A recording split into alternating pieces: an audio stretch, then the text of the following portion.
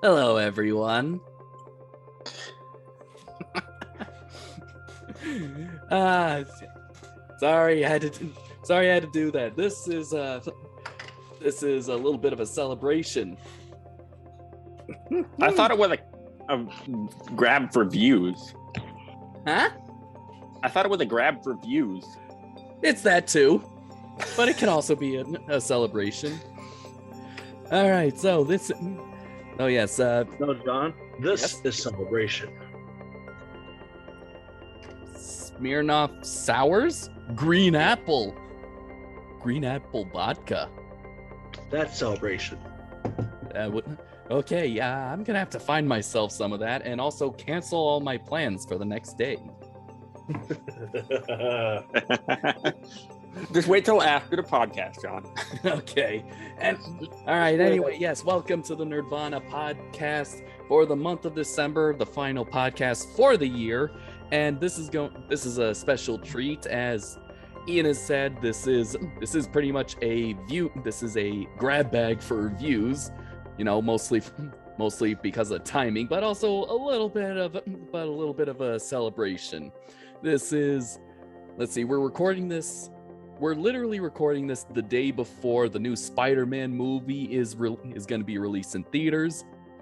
Wish I could say that I'm going to see it in theaters, but Omicron happened. Omicron Persei 8? You get it? I was thinking of doing that. Don't know if you would have gotten that yet. Of course I get that. I'm not that young. And right, there is YouTube. Okay, yes. All right, so Omicron happened. But anyway, if you are watching this,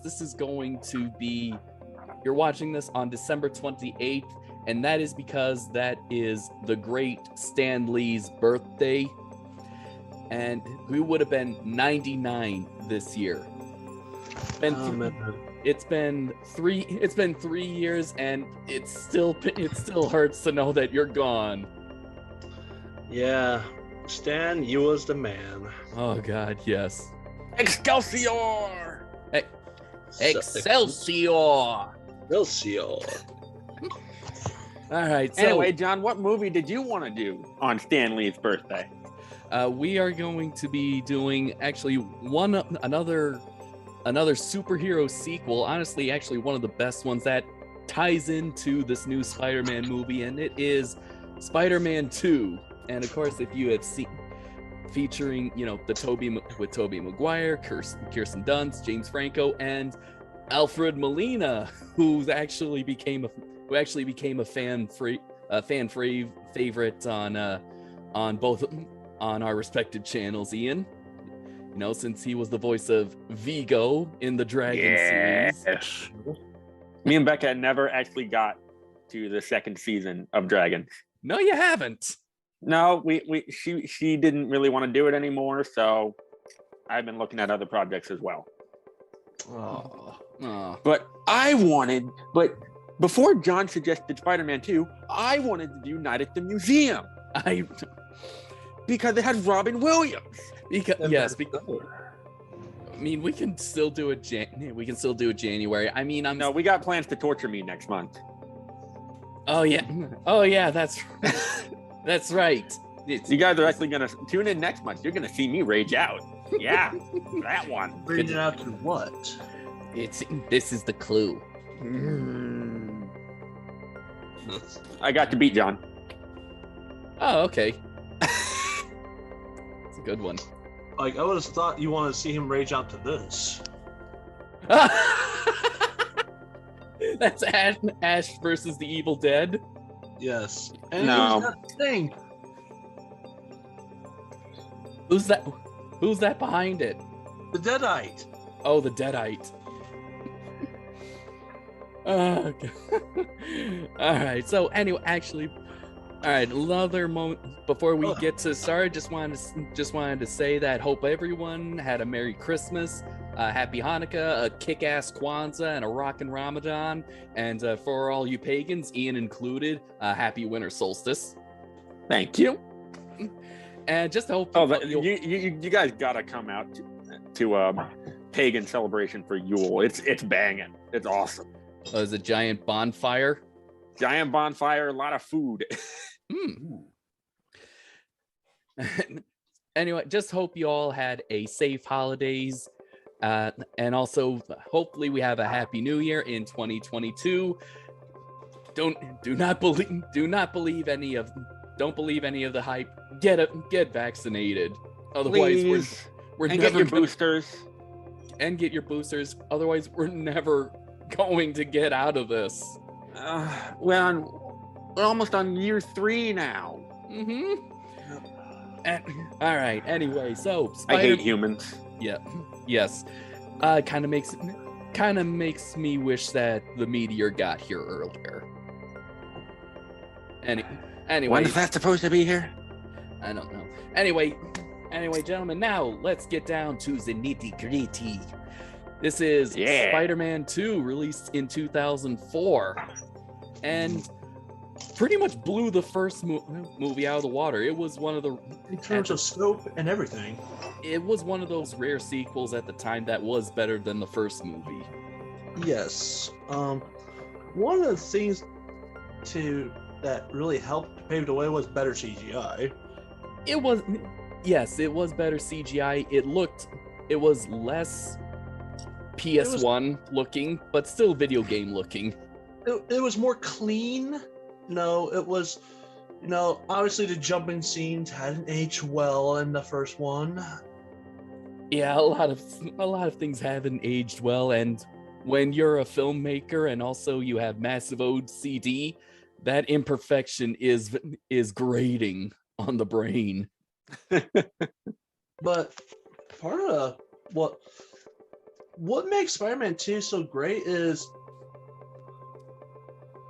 I would call it the right place at the right time at the right junctures is what I call it. Because not only did we have the wonderful Sam Rami directing this movie with Tobey Maguire returning. Returning directors is hard enough to get with any movies, especially let alone a superhero movie. Let alone a superhero movie with conflicting visions. Just ask Warner Bros. And Tim Burton. Yeah, but comparatively, having a villain who, let's be honest, you look at him in the comics, he's silly. Yeah, he's pretty silly. But they somehow made him so threatening, so terrifying, by just giving him a suit upgrade. Yeah, instead of like the bodysuit, they gave him like a bunch of trench coats. Yeah, which very well made him look menacing. It fits the setting of the world. It does make the character not only stand out a little bit more in like present time, but it also kind of feels timeless. And I could dare say that Spider-Man 2 is lightning in the bottle, because everyone likes to believe that the trilogy itself is the best Spider-Man. I would say no, but 2 is the whole essence. But even 2 has its problems, which we'll talk about. I think we're talking in terms of plot or development. Mostly the plot, on honesty. Okay. I'll actually never forget the night before I got to see Spider-Man 2 in theaters, and it was kind of a weird string of coincidences. In my old house, my bedroom was in the basement, and when I was staying up late one night, I noticed a black spider crawl across my bed. No, did you let it bite you? No, I'm not as stupid as that guy from Liberty Mutual. I'm actually also, was that thing a brown recluse? Because that looked like a brown recluse. They're a little smaller than that. Okay, so all right. Then let's see. then since it was a Friday night, that means I could stay up late, and that also meant Adult Swim was on playing some anime. One particular show was Inuyasha. And you remember that show, don't you, Tyler? And one particular, yep, I'm so young. Yes, and one particular episode was the revelation about of Naraku's identity, and the reveal was a spider-shaped burn scar on his back. Interesting. Spider on the back, spider crawls on the bed. Next day, I go see Spider-Man with my dad. That's what my life is like. I mean, usually when there are like 2 or 3 things that seem to be connected, it means that it leads to something the next day.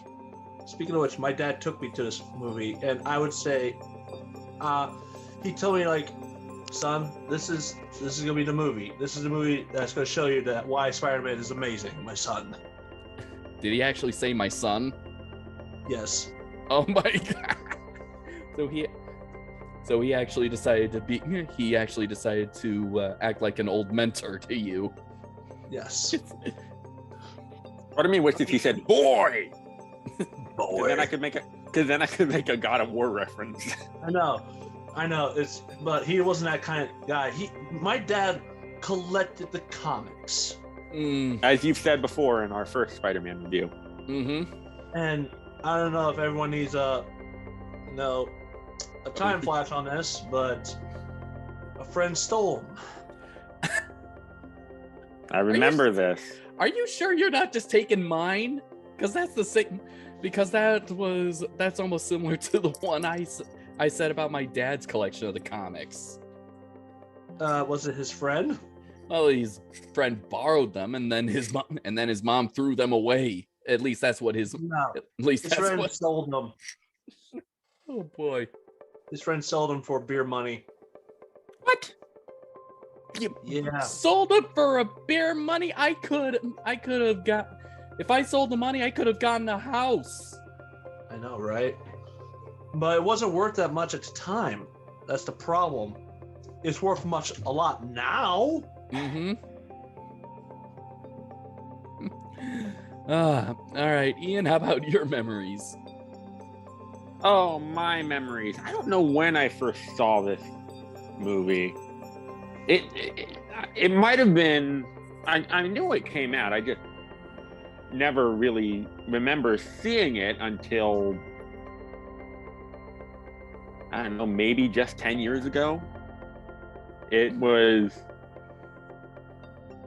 I don't know, it was, I remember having a Spider-Man birthday party when this movie came out, or around about that time, because, I mean, I'm pretty sure every kid goes through a superhero phase.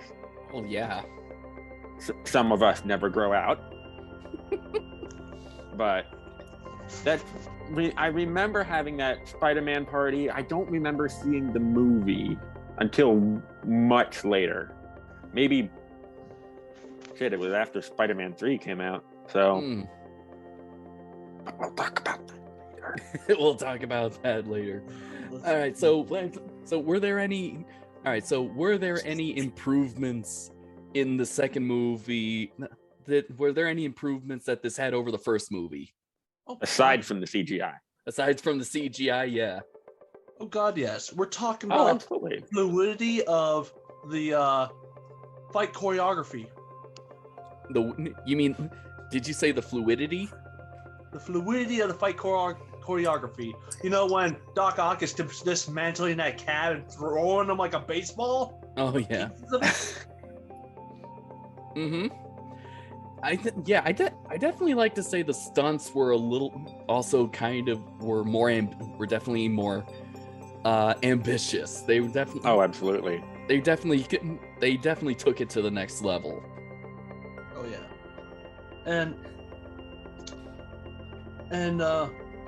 it felt, and you can really feel the pain of trying to be a superhero while having a life.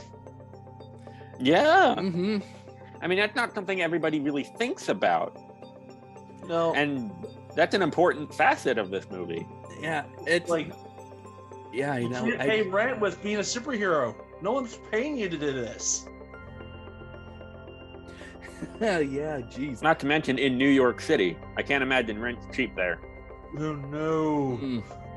New Yorkers, tell us how rent is. Yeah, Actually, yeah. Ian, to give you an idea, people make wills to pass on the rent of their apartments to their next of kin. you. Wow. Yes. And so landlords have to honor that. So there's some places that honor. Oh my God! Wow. Ian, what? I just looked up rent in New York City average. Granted, this is for today. Alphabet City, 1 bedroom, which is what Peter Parker, although he has like a 1-room apartment, so he probably has a studio. That'd be studio. $3,000 and $3,995 a month in New York City. $4,000. Basically $4,000. It's a little closer to 4,000 although not much closer. It's still below 4,000, and for a 2-bedroom. And that's in Alphabet City. Is that the middle part of town, or is that the good or bad part of town? That's probably the middle part of town. It's not even a slum area. Rent Hop, not sponsored. Shit, that doesn't work. Rent Cafe. Holy shit! Average rent for an apartment in Manhattan, $4,140. What the hell? Remind me never to move to Manhattan. I'm not moving to Manhattan. No way, guys. Remember, people write wills to pass on the rent they're paying to their descendants. Are they? No thanks. Are they do they do that to the family members they hate? No. If you want a apartment that's less than $2,000, that's what they do. Oh my God. And to my dearest cousin that no one talks to, I leave to you my rent bill. I am never moving to New York. No. I leave to you my apartments, which only costs $1,500 a month. Mm-hmm.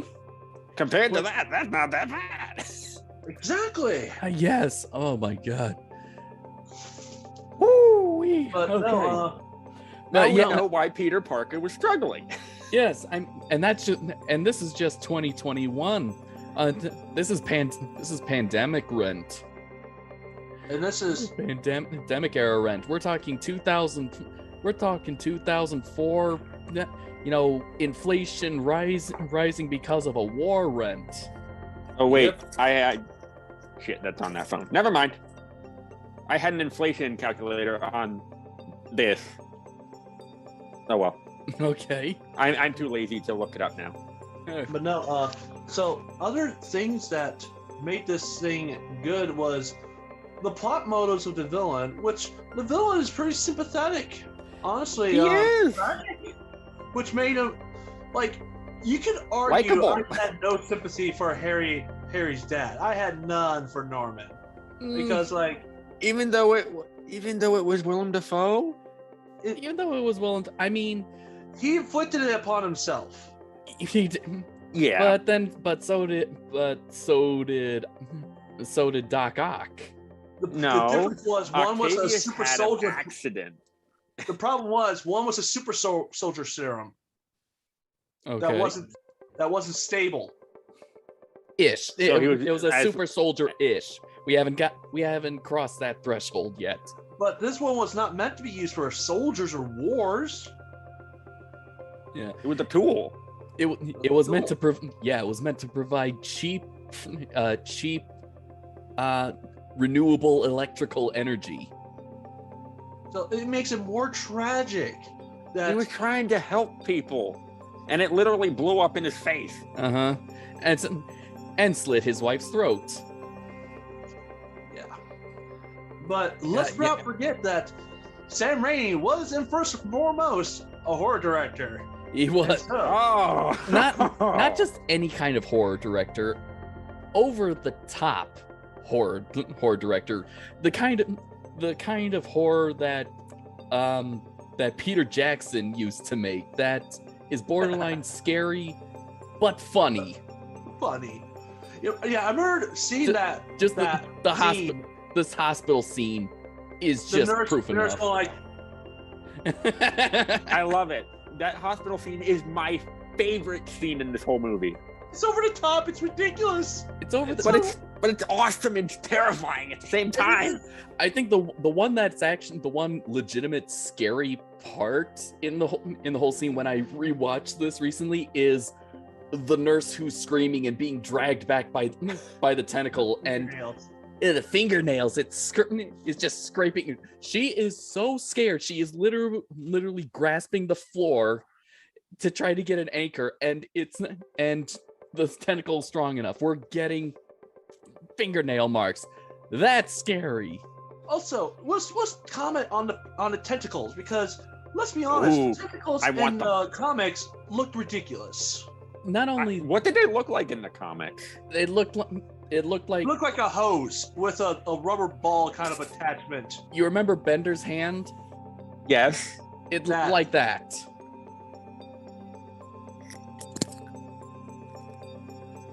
What? Yes. Yeah. Yes, it was essentially a stub with 3 little stubs on it in the Yeah. comics. So What? Also, Octavian. Well, that's a good thing on the design part of this movie. Oh that's what God, I'm yes. saying. That's why this movie is lightning in the bottle. The design team were hitting the ground running, was redesigning Doc Ock. Like, I'm not serious. My dad Doc Ock is my dad's favorite villain, but when I saw him in the comics, he looked utterly ridiculous. Bright orange jumpsuit. Or green, depending on which one. And if you also watch the animated series, it's yellow and green. Oh, ew. Wearing those Ew. 90 shades. Those 90 shades. You know what I'm talking about. Those Yes. The And fact his- I know that. and his face is like he's literally a blockhead. He's literally a blockhead, and he's got. I mean, but he was but- definitely designed. He was definitely designed not to be sympathetic. but Alfred Molina provides so much dimensions. Oh, absolutely. Yes, The especially. man can make you cry based off of the emotions he could express. When he saw his losing, the fact that he lost his wife, the remorse that he saw. And how about him trying to talk to the tentacles? No matter how ridiculous it is, it looked like it's almost convincing. Mm-hmm. Yeah. But But that's also part of the animation and the animatronics of the tentacles. the it's that tentacles. Oh my convincing. God, the tentacles were achieved brilliantly, like most special effects, a mixture of practical and CG effects. So Oh my gosh. So there were people that were literally actually puppeteering the tentacles. In fact, actually, Molina it's funny that Molina actually gave them names. Of course he did. Okay, let's see. There's Larry, Harry, Flo, and Mo. Of course. And actually, we can find out who which of the tentacles is the Flo one, because it says here right on IMDb, Flo was the top right tentacle because it was operated by a female grip, and that particular tentacle was the most motherly, which removed his sunglasses and gave him sips of his drink. Oh, I love it. I like That's that. amazing. Yeah, so Flo's the tentacle that apparently he talks to the most, though. The other ones are more aggressive. You can really tell. They had characters. Like each of those tentacles had their own characters. Which is weird for an artificial intelligent thing with no eyes. That's sort of the well, it has cameras in its Regardless, you don't camera. have eyes. Yeah, but that's kind of the thing. I do not remember at all in the movie where Doc mentions that those tentacles are part artificial intelligence. I even had to I even scrubbed back from the beginning of the presentation. I did not hear a thing. Granted, other than the chance of the machine overtaking the brave wavelength. Yes, that's the first time I hear of artificial intelligence, but it's never mentioned. But you see how smart it is, so Now, pitch posh. now, notice that what makes this movie shine is not Spider-Man, even though he does get his own fair share, but mostly the villain. Oh, It's that's every good superhero movie. This is classic Disney logic, is that it's the villain that's kind of the more compelling, the more memorable one. Because look, I'm not gonna lie. Like, Defoe is a great villain, but not in the typical way. It's just more entertaining to watch. He's hammy. He can ham things up to the 3rd degree. The itsy bitsy spider rolled up the water spout. Then came the goblin and took the spider out. Which reminds me, if you have seen No Way Home, we haven't seen it yet because, like I said, we're recording this before it got released, and also no freaking spoilers. We will remove those comments. Like, I'm going in blind. You're going in blind. Yeah, we know who appears based on the trailers, but we don't want to know. We don't want to know any surprises. Also, yes. Also, thank you, Sony and Marvel. Now I gotta go all over the internet and stores because I need to get the Spider-Verse movies. I gotta upgrade my Raimi collection to Blu-ray. I gotta buy Venom and Venom 2, and I gotta buy Into the Spider-Verse. And now I find out about Across the Spider-Verse. But let's get into the nitty-gritty of what other achievements this film does well, but also falls short of. I don't know. Oh, sorry. Because I'm not gonna lie, it's not just this movie, but the whole trilogy stinks with how they handle Mary Jane. Yeah, we mentioned this before. Mm-hmm. Okay, I think I don't know if this is quite a shortcoming, but one vast improvement is since a majority of when we see Spider-Man swinging, the camera essentially follows him. This was this was, I believe they called it the Spider Cam, and it's essentially the cable cam, like which you pretty much see, is used in a bunch of football stadiums and broadcasts now. It's a tether line that goes all across the field, and there's a camera attached to it. This camera could not only go backward and forward, but there was also a special line that made it go up and down, so you could literally swing with Spidey. Yes. And like early in the movie, you kind of see how far this new camera work can go when we follow Spidey foil a robbery and we see him swing between a semi truck. Oh yeah, that's awesome. But what do you think of his pizza delivery skills, my man? Pizza time.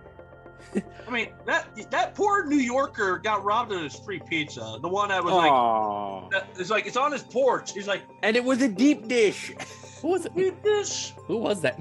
Who was that guy anyway? Was it because he looked like he might have been struggling too? That's Rando Cardresian. He actually has a name? No. Okay. Rando Cardresian. Random person. Okay. Never mind. Another fun thing. Oh, dude, I just remembered. Remember when we were going to start this the movie review series? We actually recorded our reactions and jokes because I couldn't type fast enough. I remember when we rewatched this one to think of jokes. The secretary at the desk, that's Emily Deschanel, otherwise known as Bones from the TV show. Yes, I remember. If you, Ian, have you seen Bones? No. I'm pretty sure he would dislike it based on scientific principles alone.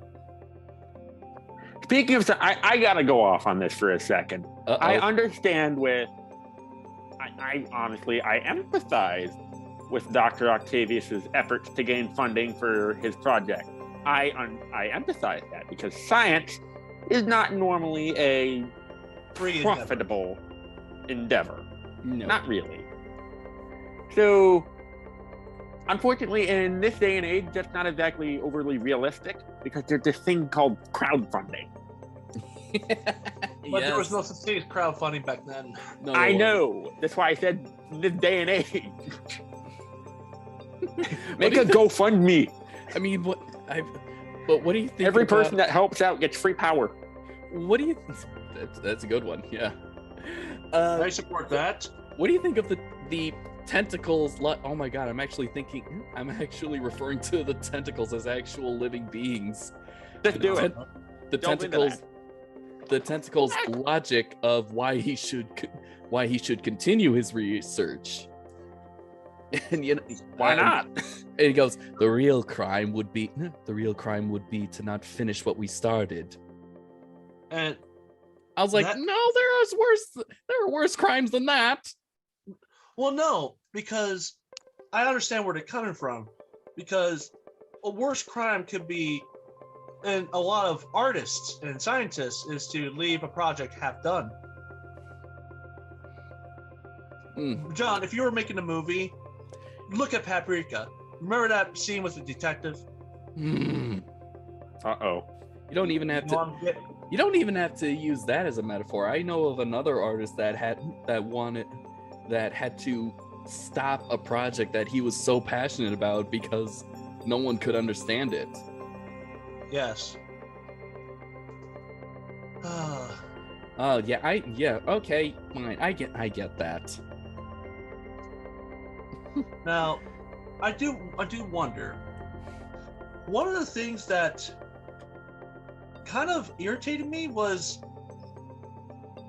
I look at it, I thought it was awesome at the time, but now I feel like it feels really out of place. Not super out of place, but it just felt like, why did it include this? Why did he have to remove the mask on that train? Oh, because it was kind of I rewatched it, so it's very quick. It caught on fire from the spark. It was kind of on fire, so he removed it to first put it out, and also I don't think he wanted to burn his eye out. I don't remember it catching on fire. That's the weird thing. It was very small. It's very quick. Fair enough. Though it was pretty epic seeing him trying to stop that train. Oh my gosh. Especially with all the faces he made. Yes, all the meme-worthy face. That's the face of someone who's actually trying to hold back a giant shit. John. Welcome to Nerd-Vana, folks. Yep. It's fart and poop jokes. I mean, we're immature. Maturity's overrated. I'm immature. It is. Maturity's overrated. Getting older is mandatory. Growing up is optional. Yeah, but true. What do you think of Aunt May? The woman has balls. Holy shit! She learned quite a bit from her encounter with Willem Dafoe. Right? How is it that a woman in her 60s or 70s or 70s, I don't know. How is it that she was more useful than Mary Jane? Right? She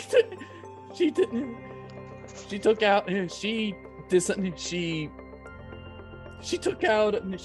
Doc Ock with a smack to the side of the head with her umbrella. Her umbrella. Although that's probably why Mary Jane failed at the end. He learned. Yeah. Hmm. And that's what makes this movie all magical. Uh-huh. But I just suddenly what? figured that. I suddenly figured that out. No, it's look. Mary Jane is useless. She couldn't even. She tried to help She tried to help Peter by sneaking up behind Octavius, but she couldn't do that. Yeah, I mean, if I hadn't said that before, I would have been in the same camp as those guys. Now, make this interesting. So one of the things I found interesting was it had left a lot of plot threads, but didn't resolve them. Like J. Jonah Jameson's son. Yeah. Which we'll never learn in the next movie. I don't know what happened to him, but who cares? But Yeah, Harry discovering Peter's identity.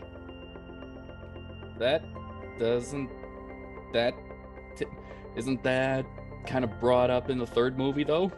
It does get brought up, but that's what I'm saying. It's interesting that they left.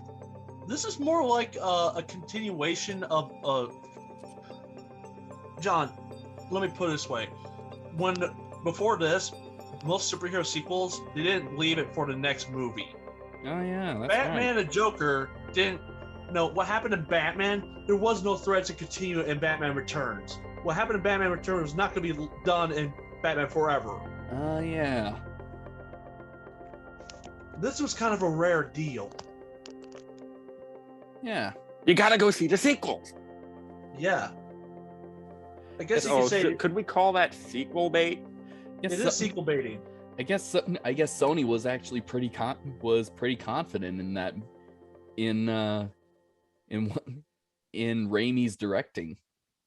Oh yeah. Although they would botch it in the third movie. Like, they're even making the whole universe. You got to see the man who would become the Lizard. Oh yeah. Yeah, they were pretty much building up to that. We got to see Kurt Connors in 2 movies. Yeah. Can I help you, sweetheart? Now one of my biggest gripe is, so what is the reason why Spider lost his powers? We never get that explanation. I think maybe it really is all up in here. I wonder that, but I'm like, that has to be like, I'm not gonna call that lazy writing, but it just feels like a lazy writing to say it's a mental roadblock. I guess because the reason why he got, I don't know, maybe he was mentally thinking he doesn't want to be Spider anymore because he wants to be with Mary Jane. He just wants to be Peter Parker. But that doesn't influence the body. Like, just because I'm like, I don't feel like taking a piss it's not going to stop me from taking a piss. My body's going to have to do it. You'd honestly would be surprised by what the mind can achieve. I mean, just ask Buddhist monks. But like, physiologically, I don't think that's kind of a stupid thing. Yeah, I mean, even rewatching that, I mean, it feels a little bit more clear, but it's still too mysterious. I mean, they're gone, and then all of a sudden they're back after, like, what? An hour. They're gone. For a majority of the middle. Here, have a seat.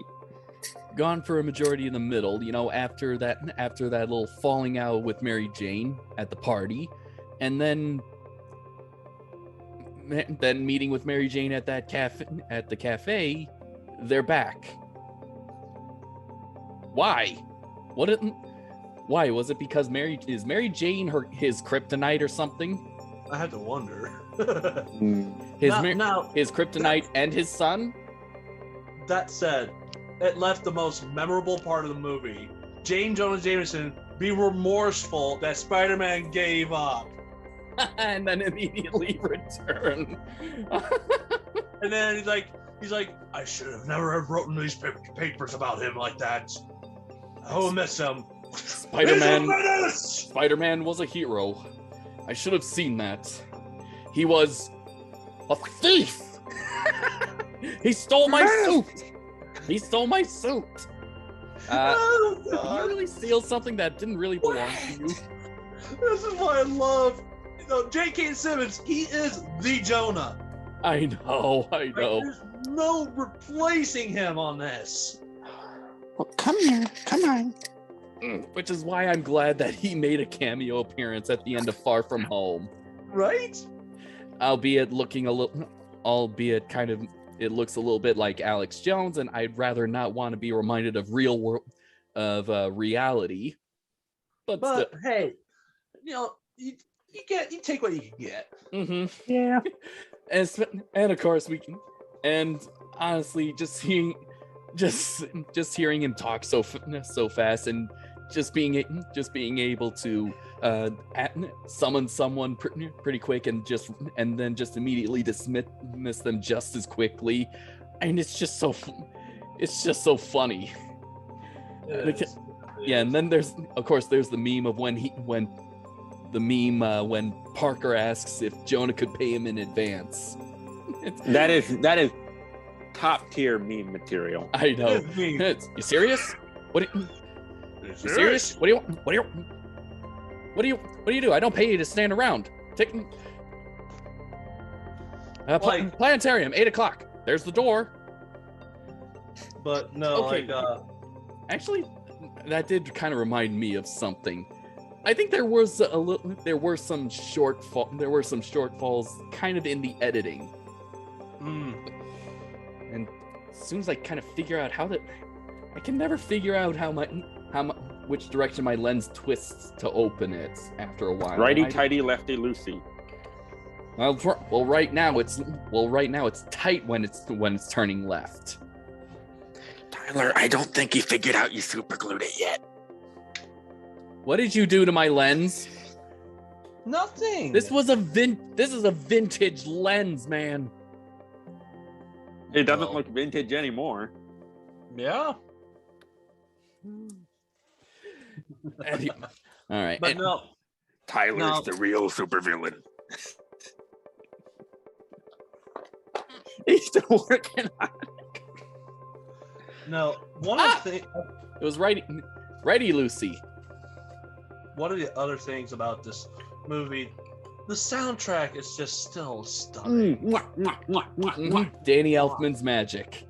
It felt like the man was born to make superhero movies.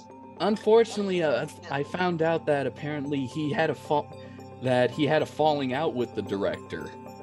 Sam Raimi? Huh? Yeah, with Sam Raimi, because I remembered looking at Spider-Man 3 thinking, yeah, I remember Danny Elfman didn't return to score the third movie. It was some new guy. What was the reasoning? Here we go. Who did the film for this and several had some sort of falling out with the director during the course of this film, and had been quoted saying, "To see such a profound negative change in a human being was almost enough to make me feel like I didn't want to make films anymore." I don't know. Maybe Raimi was being a little bit too authoritarian. A little too domineering. However, Raimi and Elfman reunited 9 years later for Oz, the Great and Powerful, which also which reunited James Franco with him. Yep. Go to bed. But no. The funny thing is, you can definitely tell a Danny Elfman soundtrack just by listening to it. It has the similar keynotes. It's whimsical. It's otherworldly. It's otherworldly. Fantastic. It's fantastical. Yes. But very distinct to be, which theme it's going to be. Yeah. Which is a mark of a good composer. Oh yeah. Oh boy. But this is a pretty great movie. I mean, sure. I mean, some of it has kind of aged. Some of it has aged like fine wine. Others have aged like milk. But honestly, what made this movie best was we never really get to see if Doc dies. And I think based off of No Way Home, he didn't really die. Yeah. This is just brilliance. I know. And also, these are comic book villains. You think there's no such thing as a one-off villain. Oh no. I got a quote from Professor Xavier, which, will apply to heroes, but it also applies to villains. Heaven's like a revolving door for us heroes. We come in and we come back out.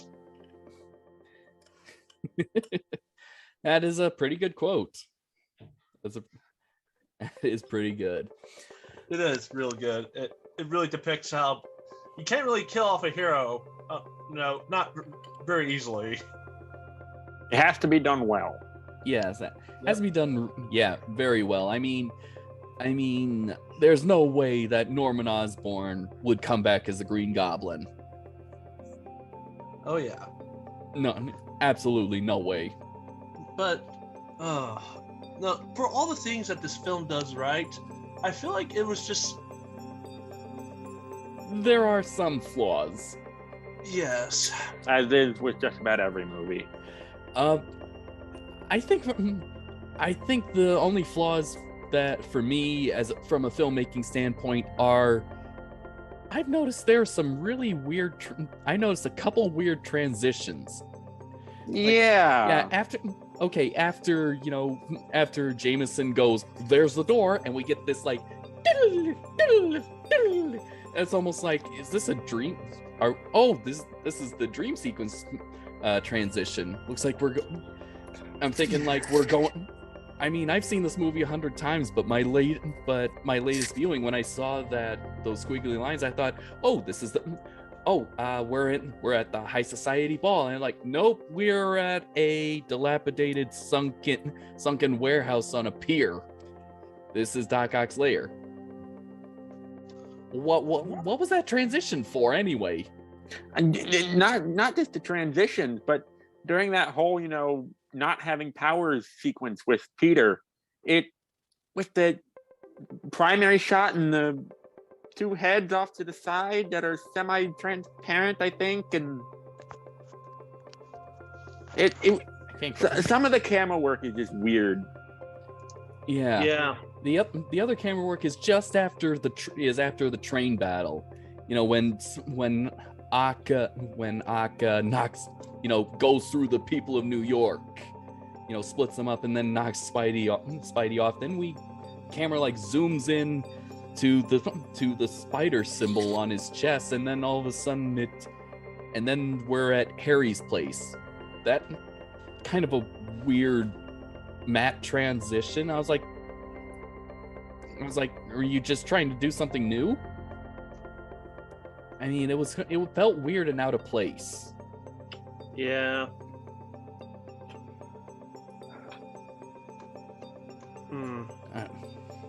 Those are my nitpicks. But they're few and far between. Those are my nitpicks. They're nitpicks to me because there's only two that I could have noticed. And as a film, and being a filmmaker, I noticed that kind of stuff. Other than that, aside from a fade to black, I was like.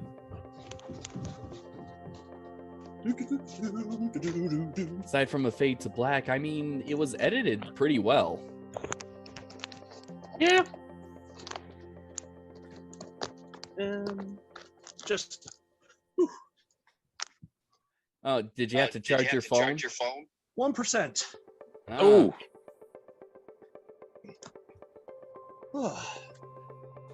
All right. Any other flaws that you can think of? Not really. It overall a pretty solid movie. The drama with okay, is the Mary Jane love triangle here. So Mary Jane's getting married, but she's thirsting for the spider. Did you have to phrase it like that?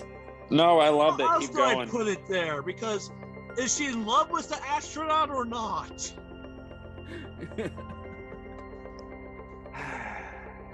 like it really doesn't even make it clear about what her feelings with the astronauts like.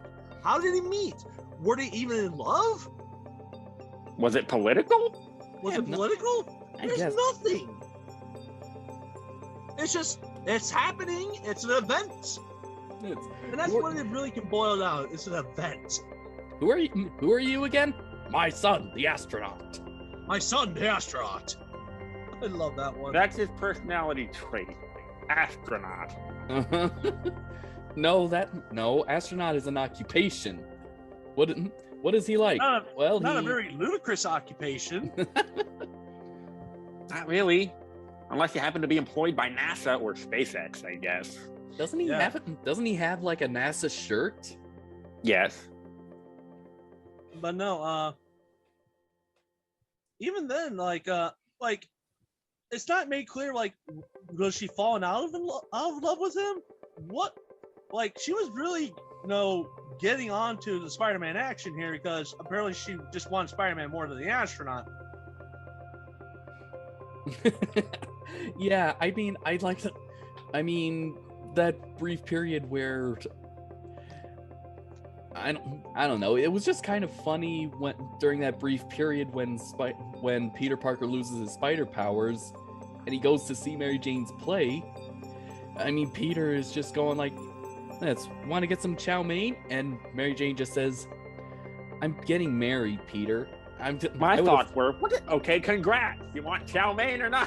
Okay, I would have gone with, okay, we could try something. Okay, we can get something else. I'm just like, yeah, congrats. What's your point? No, I don't know. Maybe I'm just pessimistic and sarcastic all the time it's now. nothing against the actress. Kristen Dunst, I think, was just victim of bad script. Yeah, And I think we said that last time. Yeah, I mean, she still had a fairly successful career. I mean, she's still doing stuff now. So yeah, I mean, most of us do. Most of us do still say, "Oh yeah, she was in the Spider-Man movies." But I mean, she's got other stuff going on. So That's true. And Hi, Butters. I don't know. I think the one thing that was ludicrous. Hi, Butters. I think the one thing that was kind of ludicrous in Spider-Man is how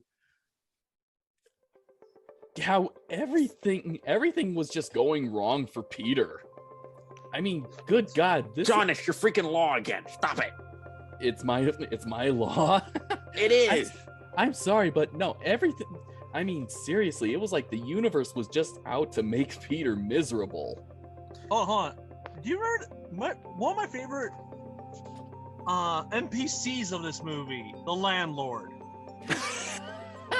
Yes, him. Yes. Like, even though I don't know his name, he's still memorable. He's still memorable. Yeah, it's Rand. I got eyes like fox and ears like rodent. And Promises I were bad. crackers. My daughter would be fat. Well, I felt bad for his daughter. You can Yeah. tell it's me. No. Honestly, she was a sweetheart. She was, yes. Oh, hi, Butters. I think what's funny about the Landlord is that the second time we see him, he literally stopped using the bathroom just so he could yell at Parker about rent. I know, right? I mean, good God, you value money over your own personal health, or something, or sanitary conditions. That's okay. Hold on. That's James Jonah Jameson's brother there. Yes, it is. Oh God, yes, that's right. I can make the argument that that's like a lost relative of JJ. Probably. A Russian JJ. But no, like, John, how do you feel about the daughter? No, I kind of felt bad for her. Ah, God, she was a treasure. He made Peter chocolate cake. Yeah. I mean, Anybody who does that is okay in my book. honestly, could have made the argument that was Felicity Hardy. and I would have been okay. I would have been okay with that because. Oh wait, Felicity Hart. Oh no, wait, that's Gwen Stacy in the third movie. Okay, yeah, Felicity Hardy. That would have been good because she clearly has a crush on Peter. Yeah. And she was sad. What? We'll never see a Spider-Man movie with Felicia Hardy, aka Black Cat. Not yet. Not yet. I mean, there's still the Into the Spider-Verse movies. Well, yes, but you know how long it took to get just Electro into a Spider-Man movie? And it wasn't even that great. Let's see, It wasn't even that great either. Let's see, about 5 movies and 2 franchises. Yeah. 5 And it was the movies end of the and a reboot. franchise. I know. Oh boy. Is it wrong that I ship those two? No. Which one? The Which one's which landlord, The landlord's lady, daughter. landlord's one? daughter, No, and definitely Peter. not. Like, She's a sweetheart. I could ship Okay. that. no. Let me give you a course correction. There's nothing wrong with shipping Peter with anyone outside MJ. In fact, Peter has a lot of ships in the comics. Yeah. He's I would literally not- dating. He dates Black Cat at one point. He dates Kitty Pryde from the X-Men. The cat and the Yes. spider. Yes. 2 cats. Does he got a thing? Does he have a got thing for cat girls? I was going to say, does he have a thing for cats? Otherwise, because I think Freud would have a field day with that. Freud would have a Don't field bring day for Freud that. up. He's weird. But he also dated Gwen, which we all know how to end, sadly. Honestly, that was my favorite ship. That was my favorite ship out of the whole franchise. Out of the whole Honestly, franchise is. That was the writer's favorite ship, and the reason why they had to get rid of it is because, well, Peter would have just settled down. Which I'm like, really? That was your fear? There. All right. During the very first issues of the original comic, Peter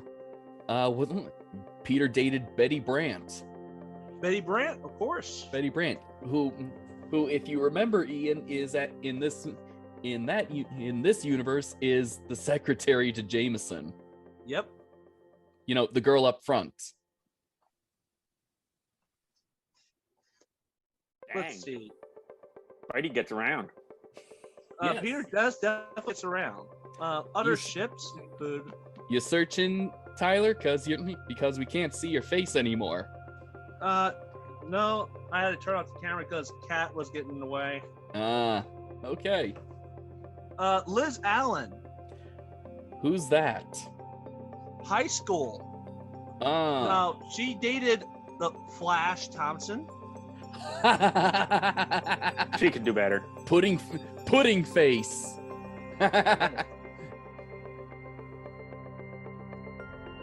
Oh man. No, trust me. Peter had more than a share of dating women. Oh boy. So MJ's not the only. She's not the end all to be all. In fact, did you know Stan Lee didn't even meant to have her as the love interest? No way. In fact, Did he even intend to have a love interest for Peter? okay. So there was a joke. Aunt May trying to set up Peter with the lovely girl next door, Mary Jane. Mm-hmm. But she would be the unseen. Kind of like how, Home Improvement, you only saw the guys, Yeah, Wilson. but this one, you wouldn't just see her at all. You just hear about her. Kind of like in Frasier about Meredith, the wife. Like, Niles' wife. Oh, First wife. You'll Okay. never see her, but you hear so many things about her. She's fat, she's skinny, she's tall, she's short. So many discrepancies. I'm sorry, but I like when it comes to comedy, I love writing like that. She's So who hideous. is this person Beautiful. again? It's- Is she Mystique? Probably. Don't know. but anyway, yeah. But I don't know. but I'm sure because Raimi is a spider nerd. That's how he got the job in the first place. He was probably a typical spider nerd and shipped Peter with MJ. Yes, but that's the reason why that famous panel, Tiger, you hit the jackpot, happened, because that was the first reveal of MJ. Mm-hmm. Like, after so many issues of just hearing she existed. But Yeah. So Tiger is usually her pet name for Peter. yeah. Which, how much of Mary Jane is actually accurate? If you had to be honest with me, if you read the comics. I don't know. I do not know because I did not get in the comic the little comic compilations that I've gotten, I never got far enough to where Mary Jane was revealed. Okay. Let me put it this way, John. MJ is Trouble. Like, that's her middle name. And I'm not talking about like I got caught by the villain Trouble, as in she would get in trouble pursuing what she would do. Like, You mean Trouble? You mean like Trouble follows her? Trouble follows her, but not in the way that the movies would do it. Like, if you play the 2018 Spider-Man game, she works at the Bugle, and she also gets herself neck thick into trouble getting the scoop.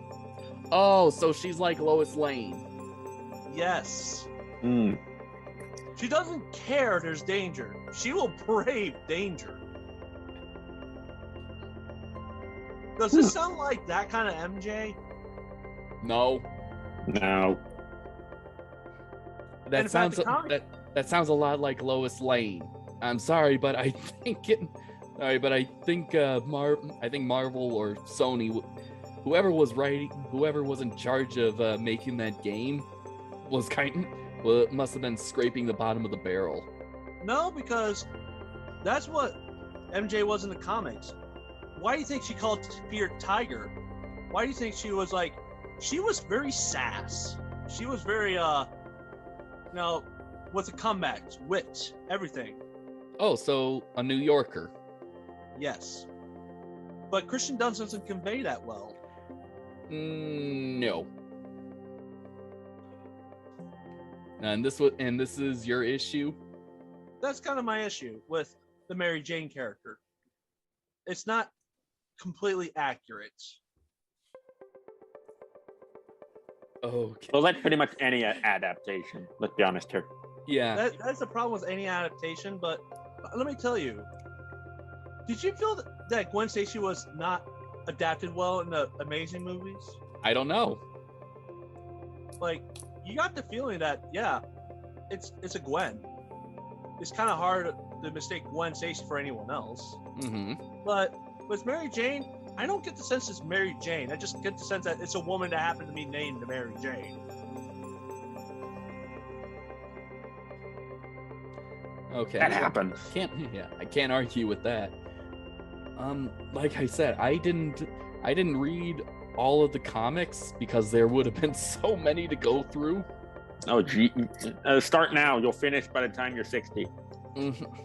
Oh, by the way, guys, one of the things that I do regret that's never going to happen in my lifespan, or yours, John, is the adaptation of the Clone Saga. With Ben Reilly. Ben Reilly. It will never happen, sadly. It's kind of one of the things I wish Sony would allow to happen. But I see that as about as successful as, well, the Browns winning the Super Bowl. And do you better on that. More. You mean the Lions winning the Super Bowl? Yes. I didn't want to kick you in the nads there. My dad knows it. I know it. Not a football fan, but my dad But my dad has accepted the fact years ago that his home team is crap. Oh, like Iowa State was the other week. Yep. Yeah, or like how the people in Chicago knew that the Cubs sucked until they won in 2016. Yeah. A year off. Just a year. But no, like, yeah, I'm not trying to go off the movie. I'm just thinking what's coming to my mind. Like, this movie got so many lovely storytelling done that I wish it would take. Someone who will allow to tell more complex stories, but it would be hard to tell it in a movie form. Sadly. Not enough time to tell the whole movie. Yeah. Honestly, I had a strange thought. Only one? No, well, the one that resurfaced. We mentioned of how this mental block that Peter has is just like so mysterious, and it just comes out of nowhere and then disappears just as quickly. But I'm kind of thinking maybe in this movie he was actually trying to find Pete. I don't know. Maybe he was trying to find Peter Parker. And that kind of thing. I mean, I'm seeing this movie as, I don't know how to eloquently put this out there, but you know how the fan base is always saying that Toby was a better Spider-Man, because of, or he was a good Peter Parker, that kind of thing. Yeah. I think he was a good Peter Parker. I don't know. I'm seeing this movie as like as sort of like the Batman, like sort of like Batman. You know how people say that Bruce Wayne is really the mask, and Batman is the real identity. Yeah. I'm kind of thinking like maybe if we view that sense in this movie, we see it's like Spider-Man trying to be Peter Parker. And it's those two, and it's like those two, and it's those two worlds that are in conflict with each other. I mean, because it's pretty much handled pretty well in the Holland version, like it's like finding out like who, like is it the suit that makes Spider-Man, or is it Peter Parker that makes Spider-Man? I guess that's kind of the thing I'm going with, because when Spider-Man is swinging and he's fighting, I mean, I think that's like really, I feel like that's really Spider-Man. But when we see Peter, it's like it's Spider-Man trying to be Peter Parker. Actually, a comic issue does answer that, because if you go to TikTok, you'll find people who say Spider-Man doesn't kill villains, not because he doesn't want to, because he just doesn't want to hurt people. But he also doesn't want to tarnish the reputation of Spider-Man to the people and the public. Mm-hmm. When Aunt May was caught in a crossfire by Fisk, Kingpin, Peter went to give him a visit, but before he gave a smackdown, he's like, let me take this off. I'm not visiting you as Spider-Man. I'm visiting you as Peter Parker. And he threatened to shoot web fluid down his throat into his lungs. Oh, so drown him in web fluid. Yes. The fact that that's scary. Like, Peter can get to that point. I think maybe, I don't know. It is still kind of a mystery, but I think the dual identity, like trying to be Peter Parker as equally as much as being Spider-Man, I don't know, maybe that has something to do with it. Maybe he just mentally decided that he's in burnout and he wants to rest. Yeah. And we all go through that. Yeah. something like that. I don't know. Like I said, it was kind of hard to try to organize and eloquently say what was in my mind because ADHD, it's like it's all over the freaking place. You don't have to tell me that twice. Mm-hmm. Anyway, I don't know. I just want to talk more about Alfred Molina and all the charm that he brought to the character. I saw a clip of him one time where he was practicing for Broadway Yes. in the suit. Yeah, he wasn't practicing for Broadway. He was in Broadway for Fiddler on the Roof. There is I know, he was going through the routine in the suit yes, between I one know. of the takes. That was my first time actually hearing a song from Fiddler on the Roof, and I liked it because he was singing it. If I were a rich man, yabba dibba dibba dibba dibba dibba dibba dum. I like And the that puppeteers were moving the arms. yes, and they worked so well in sync with him that they even made the tentacles go open up when he went, "Oi!" That's awesome. And I'm glad. Oh my god. I'm also glad that that green screen footage actually did resurface online because I think I saw. It's so wholesome. It's so wholesome, but I think someone must have put it up on YouTube and actually green screened him out. Aw. Quick, John, go grab that and green screen him in every other project you have. But no, Alfred Molina really makes the whole thing. Yeah, Like, Oh, absolutely. Without Alfred, it kind of falls apart. I know. Even when he kidnaps Aunt May, I mean, it's even kind of a little charming. He just goes, hand her over, of course. Oop, Butterfingers.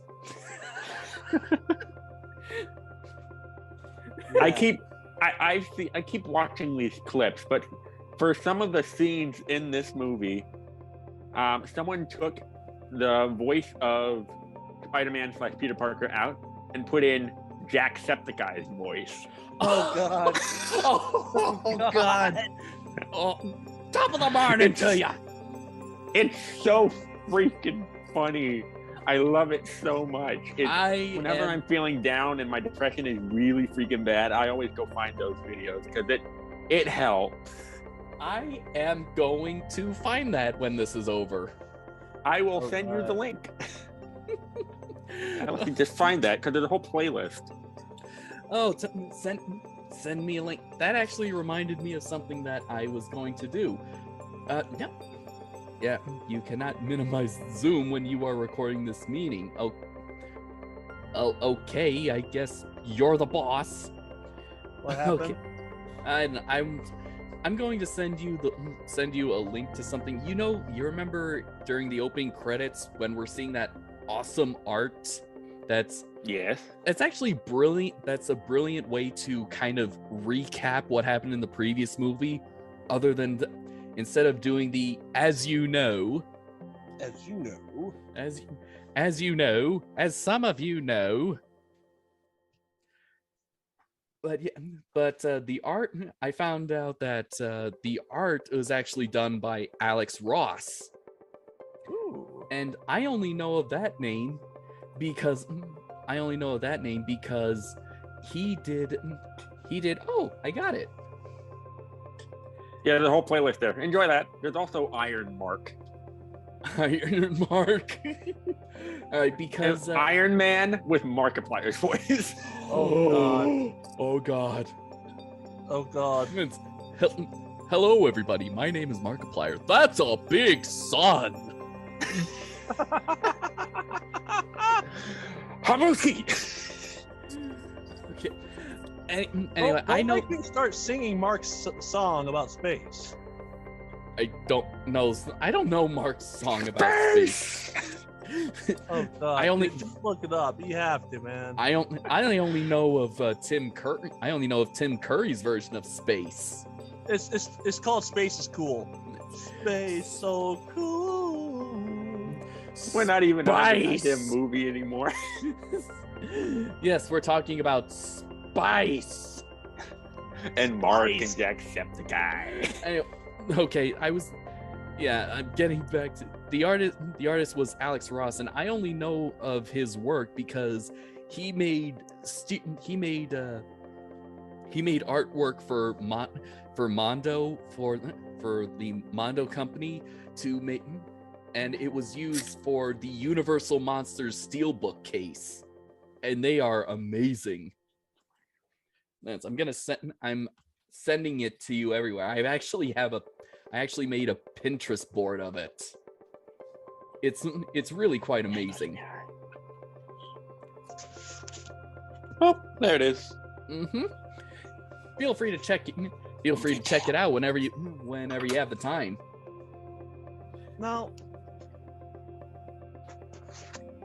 guys, I do want to know, with this movie, did this set the standards of superhero movies to come?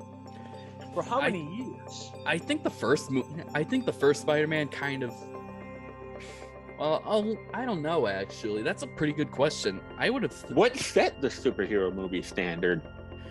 You would think that it would probably be the first Spider-Man, since that kind of helped open.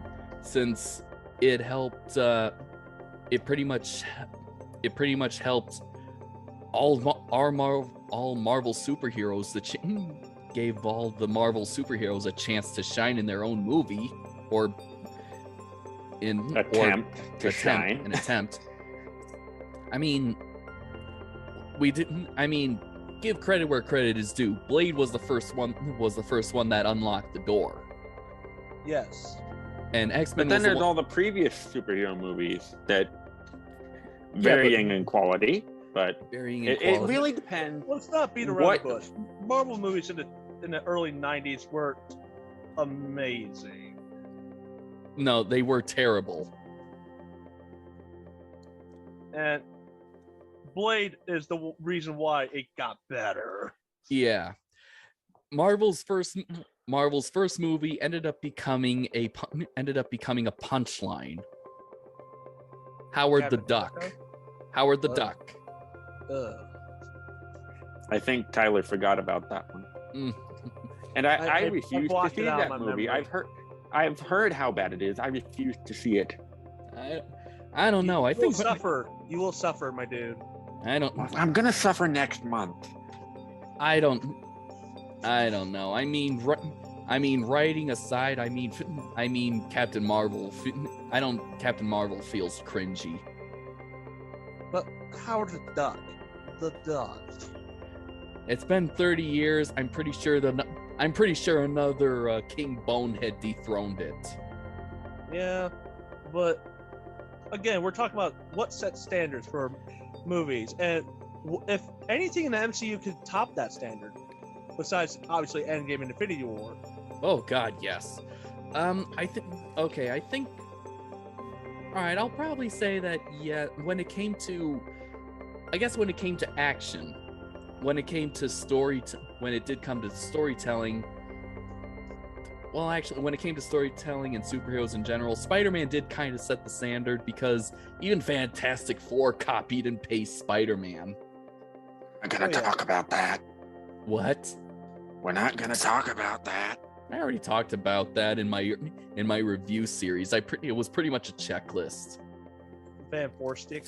Not that Fantastic Four, the earlier one. The Thing movie. And all right, anyway, I think when it came to action, then yeah, Spider-Man 2 would kind of set the standard for that in superhero movies, because for a while, because let's see, that was 2004, and then comes The Dark Knight along with Iron Man. Mm-hmm. And that really that's the current standard, I think, the MCU. Yeah. Mm-hmm. Like, honestly, I think Spider-Man was the bar they set, and every movie they went kept going higher and higher and higher. Yeah, and it kind of makes sense that Spidey would set the bar. I mean, Spidey is, in all essence, the face of Marvel. Oh yeah. Spider-Man's mask is like one of the most recognizable symbols all across the world. And I think that's in part due to this series. And it's kind of odd because Spider-Man is what started Sony on a very good profitable adventure in movies, but it's Iron Man that took them to newest heights. Yeah. And now Iron Man's more recognizable than Spider-Man. Yeah.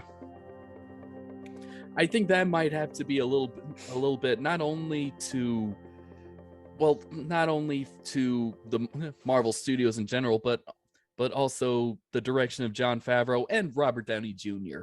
I mean, you can't just like Alfred Molina as Doc Ock, you can't see anyone other than Robert Downey Jr. as Tony Stark. Yeah. Exactly. To try to recast him would not go well. Mm-hmm. There would be a riot in the streets. Like there isn't one already. No, I'm talking about the supposed riot if they tried to, or if they failed a Back to the Future Part 4. Oh, yeah. That sort of riot, Already got a except Back even to worse. Future There's already a Back to the Future Part 4. It's called The Game. Fine, Part 5.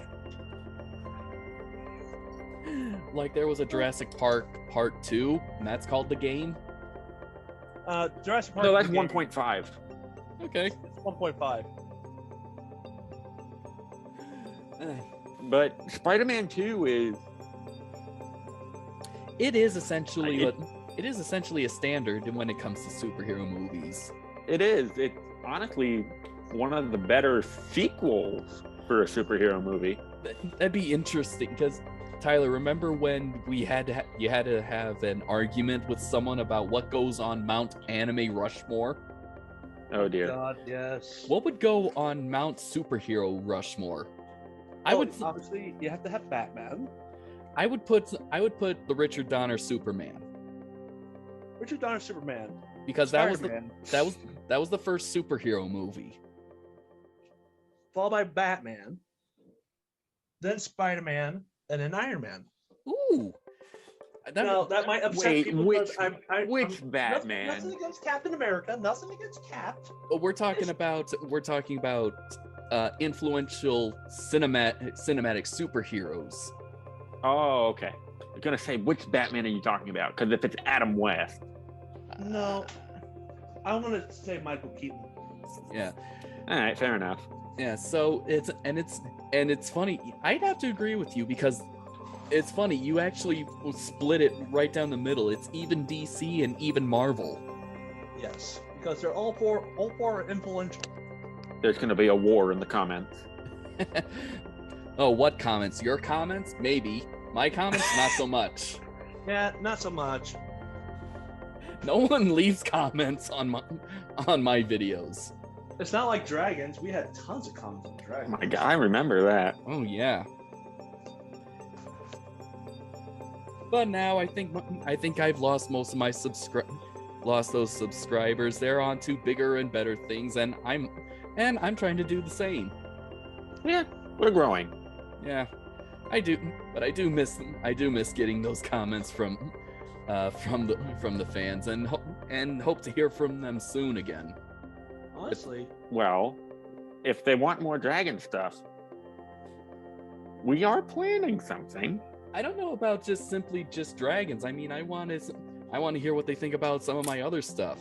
I want to hear what they think of this short film that I'm actually going to be starting in the next couple of months. honestly, I love Dragons. I love the adventures we went on Dragons, but I like to move on to more lucrative, things.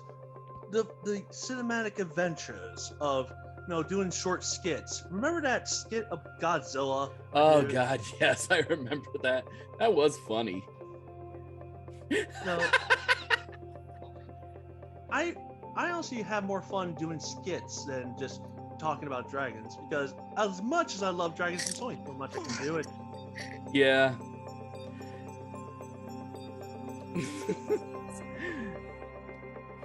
But do we have anything more to say about Spider-Man. Spider-Man 2?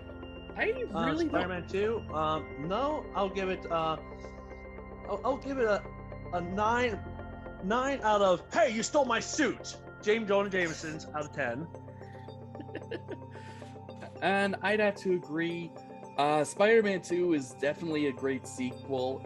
I especially pretty good with action sequence. In fact, actually, Tyler, I do remember it when we went to go see the first Amazing Spider-Man. You also saying it's pretty good, but so far the action isn't as good as Spider-Man 2. Yep. So, well, you quickly changed your tone during the final fight. It took till the final fight to get there, but that's the weird thing. Spider-Man 2 kept it up. Okay. It wasn't just a final fight. All right, fair enough. So, yeah. All right, so I'd have to agree. Spider-Man 2, I give it 9 thwips out of 10. Is that the men's cologne? No, that's the...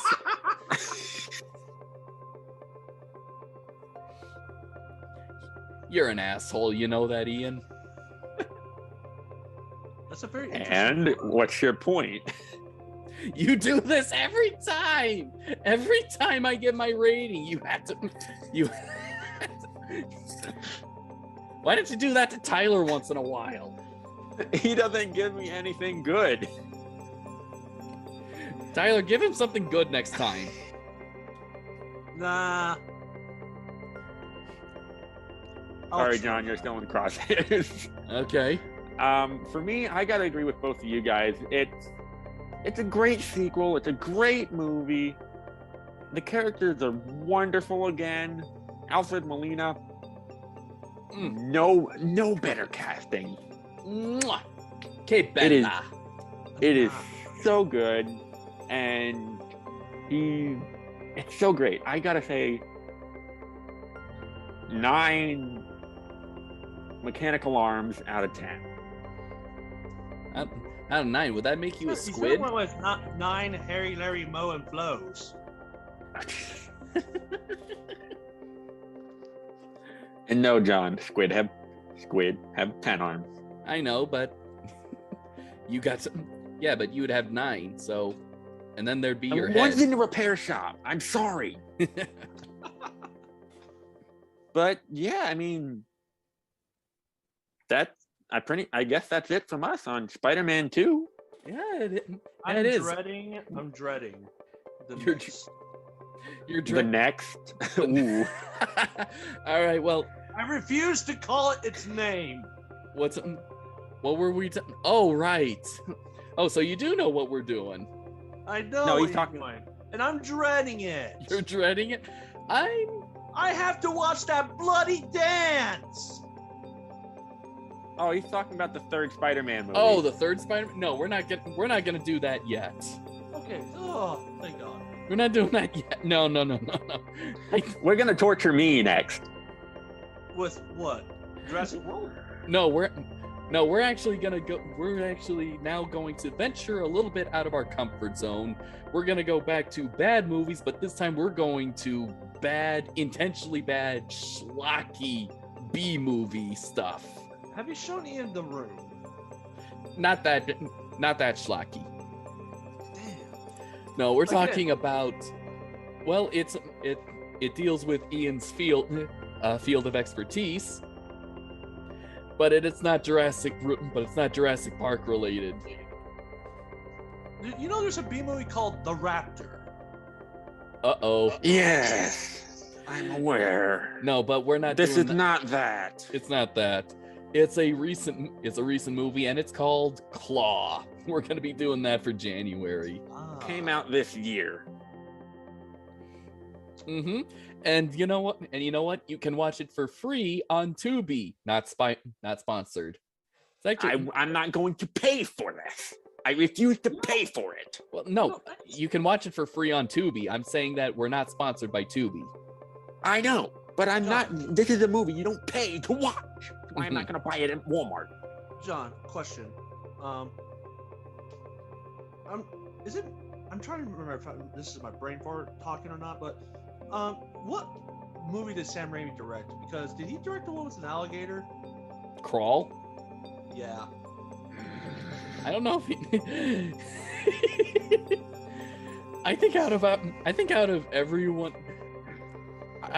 here, I don't seem to have the movie that or a storyline that I rage about. Ian, you can rage about anything that's dinosaur or paleo related if it's inaccurate. Tyler, you hate liar reveal stories. Only because they're just predictable. Uh-huh. We are not doing Crawl. I seem to be. I don't know. I don't know what movies I rage at besides bad acting. You can stare at me all you want. I'm not gonna shiver.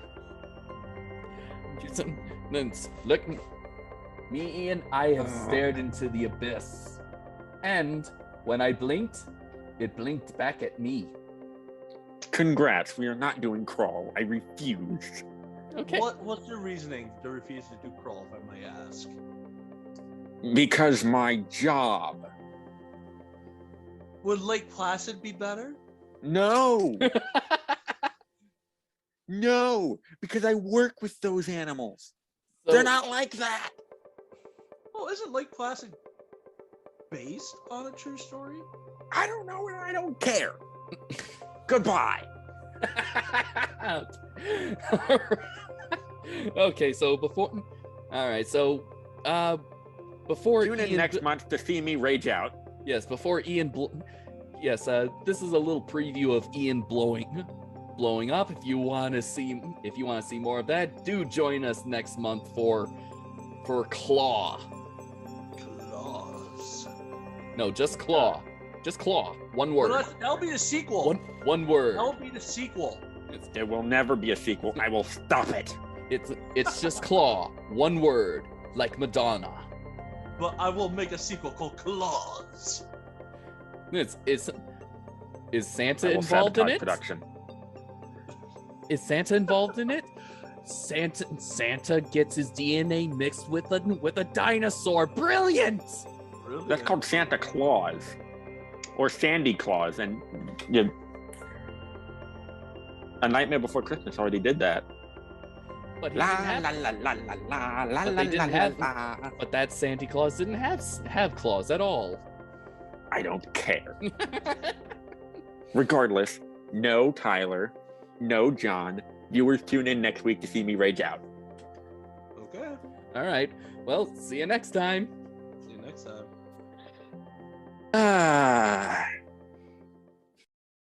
Ah.